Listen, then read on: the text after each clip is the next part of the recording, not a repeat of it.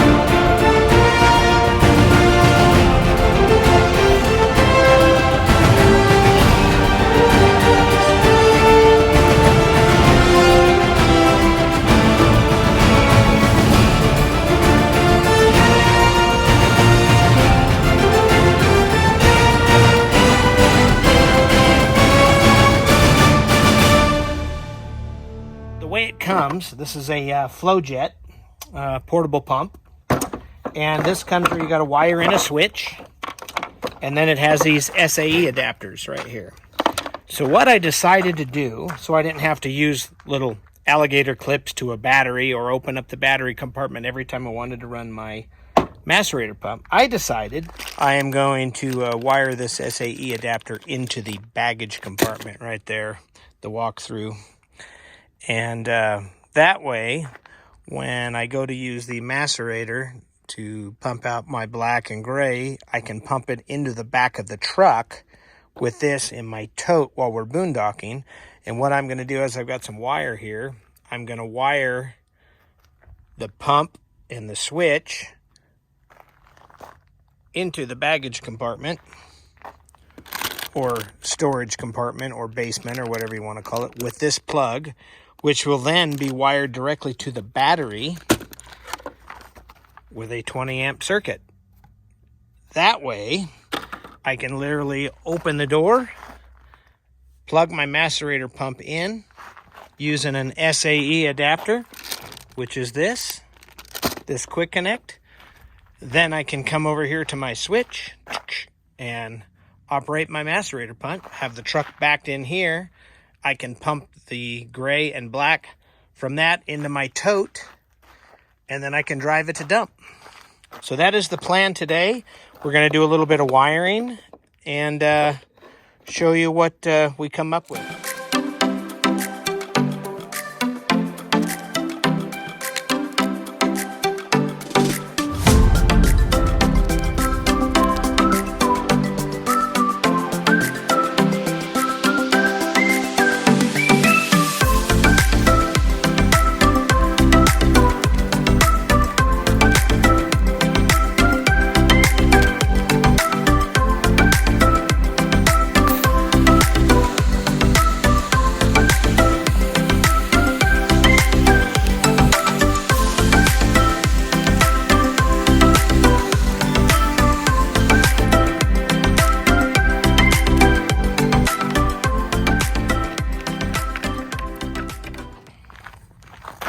All right, so I got the pump all wired up, got heat shrink on her.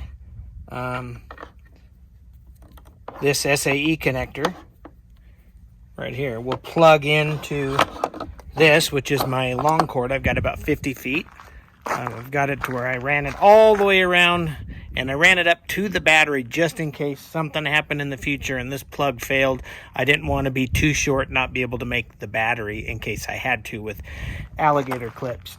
But I'm going to go ahead and wire up the SAE fitting on that end and hook it up to the battery, and then I'll mount it in the basement, and we'll show you that when I get it done.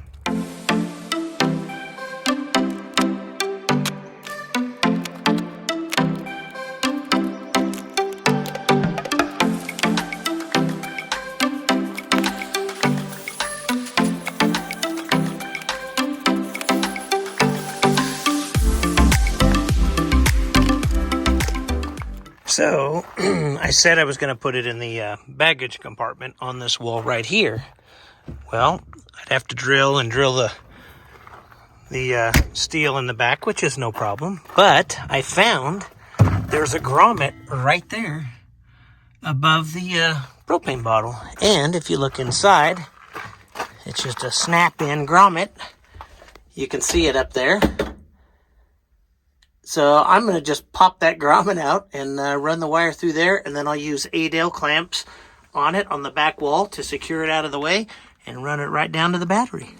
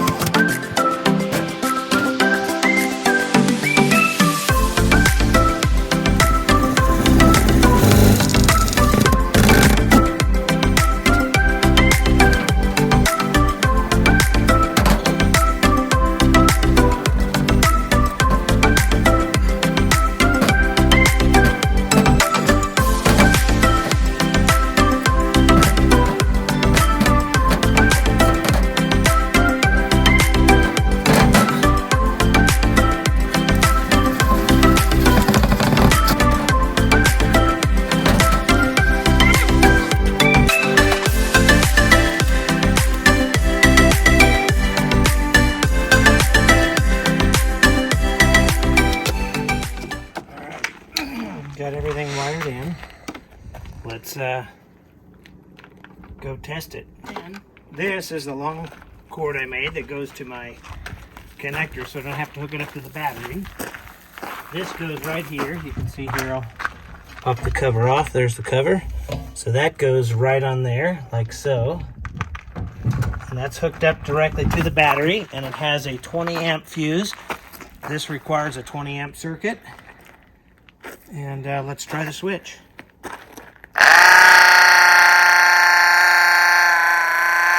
And it works. Yay. All right, so I got the pump hooked up. Ran my cord over, got my switch. Gonna try out the new power cord, which plugs into the propane compartment that I ran here the other day. And it's plugged in right there. It looks real good. Got the hose running out.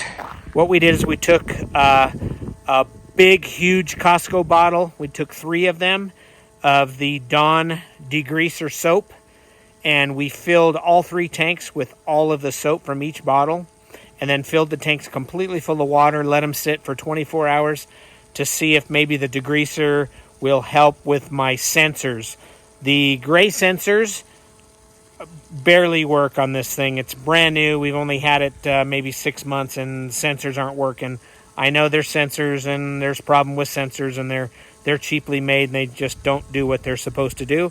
But I'm hoping maybe this will fix it. About 150 gallons of water. I'm going to see how long it takes and whether that pump will shut off if it overheats or not. And then we're going to turn the pump on. We got the switch here. Let's open this up. Get a little bit of water. There's some water. You can see it's soap. We got a little bit of a leak. Let's stop this. All right, where's it leaking?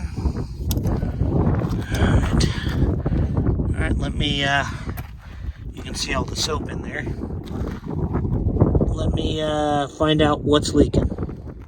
All right, it came with a spare O-ring, so I went ahead and pulled that O-ring out and put it in, took the one that came on it out. I didn't see any splits or anything in it. I don't know why the heck it's leaking. So I'm going to go ahead and hook it back up and see how it works again. Okay, apparently it did not like the clear 45 that I had on there. It would not seal up to that. So I've got it hooked up direct with it open right now, so it should run now without leaking. Let's turn the pump on. Go to the end here.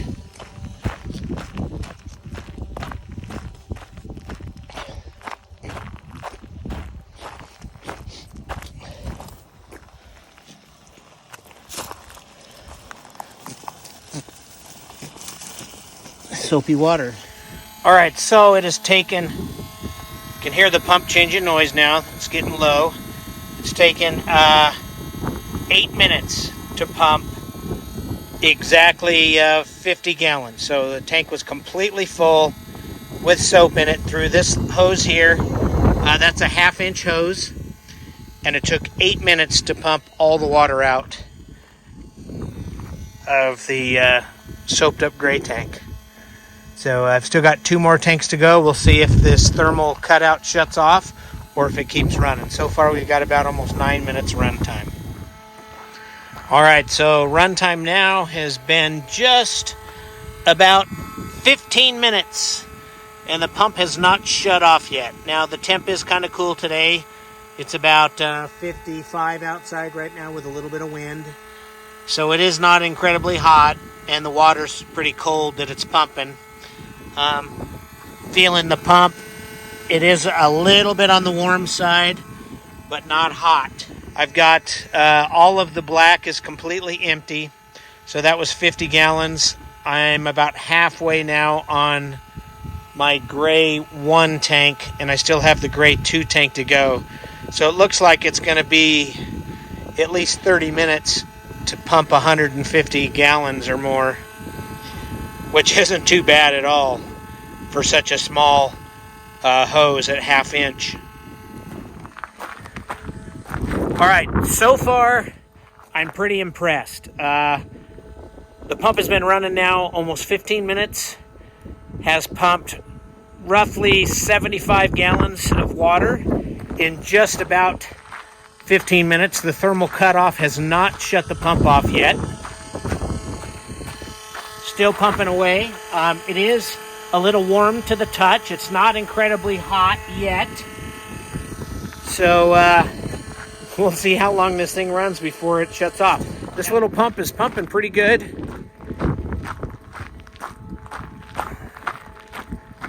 Still a steady stream of water here.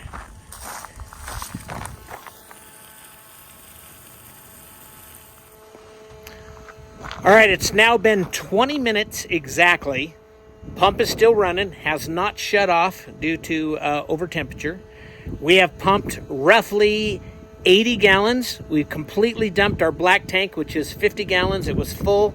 Our gray 1 is almost empty. It's showing less than a third on the app. The pump is still pumping. No leaks.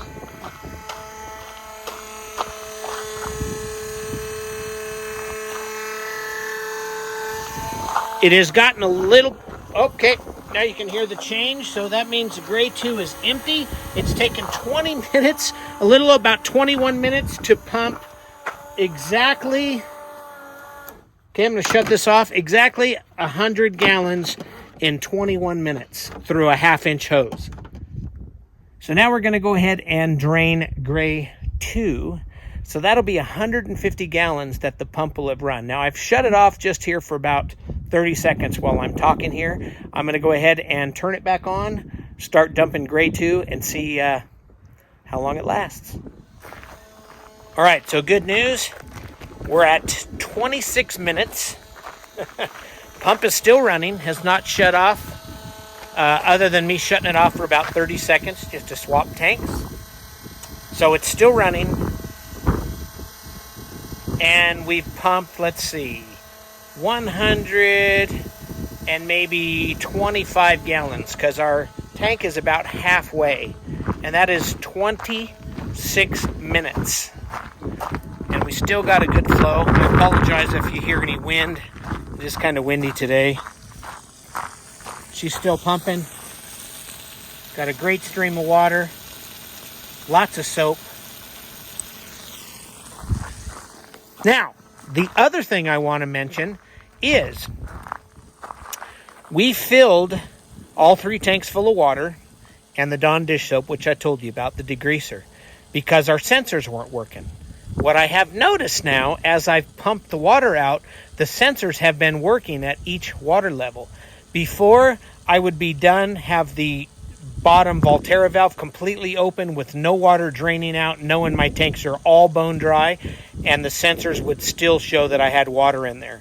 Right now, as I'm pumping water, the sensors are actually turning off. I took a screenshot of my One Control app showing my black and my gray 2, and they are empty. It's taken 33 minutes to pump 150 gallons of water from my black and both gray tanks through a 1/2-inch hose, 50 feet, but it is a little bit downhill. Okay, great news, the soap trick worked on the sensors. So, came out, pumped all the water out. As the water left all the tanks, all of my sensors were showing exactly where the water level was.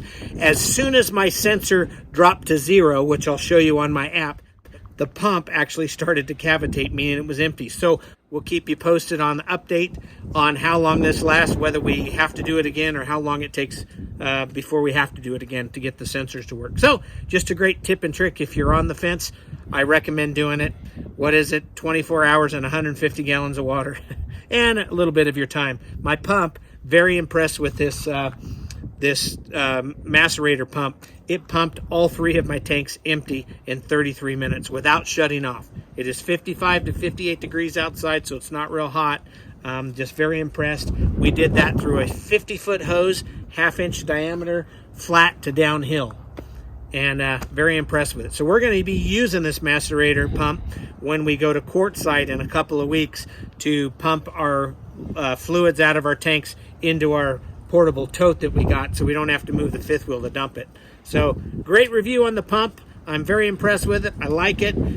Great review on the soap trick for the sensors.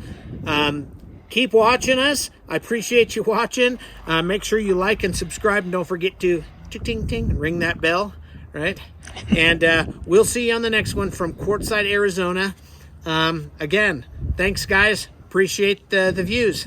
We love you. Bye.